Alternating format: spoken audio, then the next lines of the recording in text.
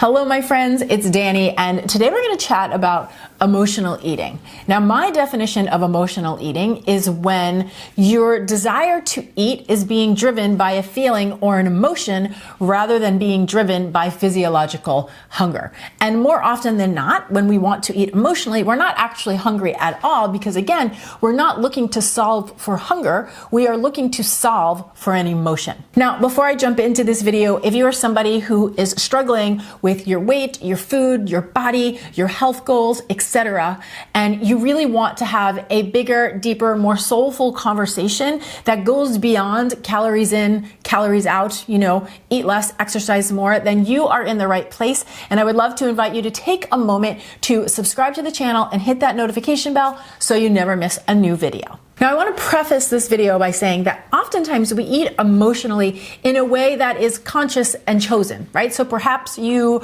go to a birthday party and you have some birthday cake, and that's a part of the birthday celebration, right? That's a conscious choice. You choose to eat and enjoy that cake to celebrate.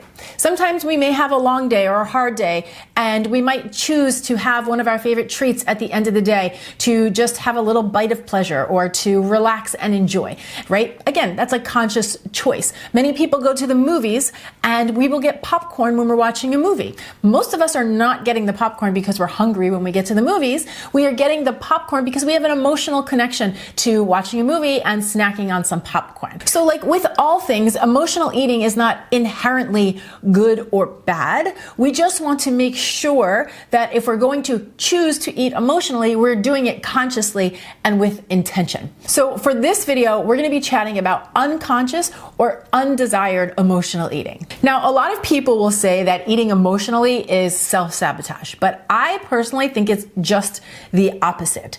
Usually when we are eating emotionally, we are doing the best that we can in that moment to try to take care of ourselves. I mean, think about it like this. If you have an emotion that arises that is uncomfortable or unfamiliar in your body, and these can be positive or negative emotions, and then you turn to some food to help soothe or ease or distract or relax you, you do get a moment of reprieve from the discomfort of the emotion. So in many ways, emotional eating is a brilliant strategy for helping to regulate our emotions.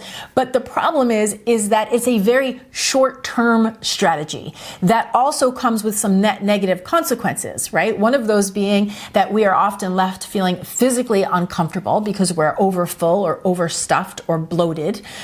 We can then gain extra weight on our body if we do this on a regular basis. And we also layer the negative emotion on top of each other, right? Because now you have a base emotion that felt uncomfortable. And now when we eat and we don't want to be eating, we now are experiencing often feelings of guilt and shame and regret and frustration. So the real work to do when it comes to emotional eating is to learn how to identify the emotion that is arising and then practice showing up and caring for and nurturing that emotion in other ways rather than just using food. And I do think it's very important to also note that it's okay to sometimes use food as a tool, right? Sometimes food can help to relax us, to give us some ease, to give us a little bit of relief, and that's okay. You just don't want it to be the only tool you have in your tool belt. So that's what we're going to chat about right now. We're going to talk about how you can go beyond food and learn how to show up for these emotional needs so that you don't have to deal with the negative byproducts of being uncomfortable or creating more negative emotion or gaining excess weight. So today I want to share with you my 3-step strategy to help you stop eating emotionally. These are the tools that have helped me with emotional eating and hundreds of women that I have worked with.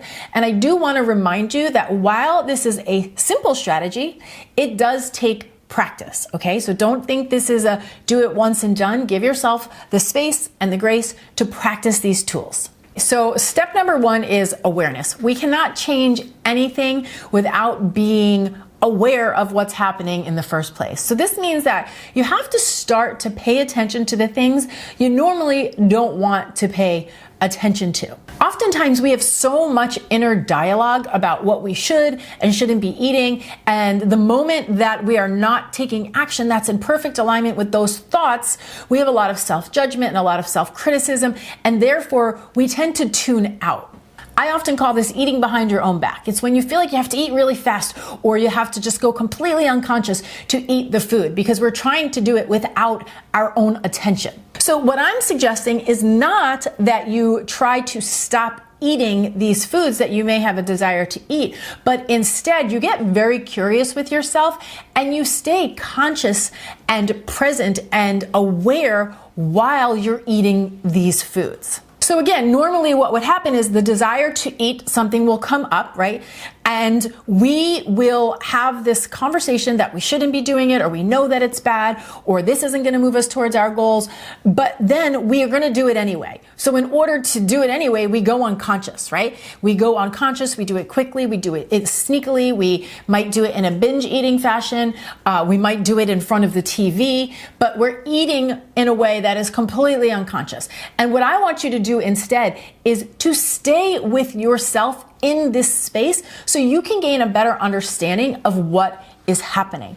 I want you to notice, like, this is so interesting. I have a desire to eat a bag of chips on the couch right now, and I'm not really hungry. But instead of telling myself I'm not going to do it or I'm not allowed to do it, I'm going to observe. I'm going to allow myself to be where I am, and I'm going to notice, like, what is this all about? What is eating this food satisfying for me right now? Because think about it. Have you ever actually stayed with yourself when you were eating in a way that you didn't think you should be eating, right? Have you ever just watched yourself eat the bag of Doritos? Have you ever just stayed in that moment?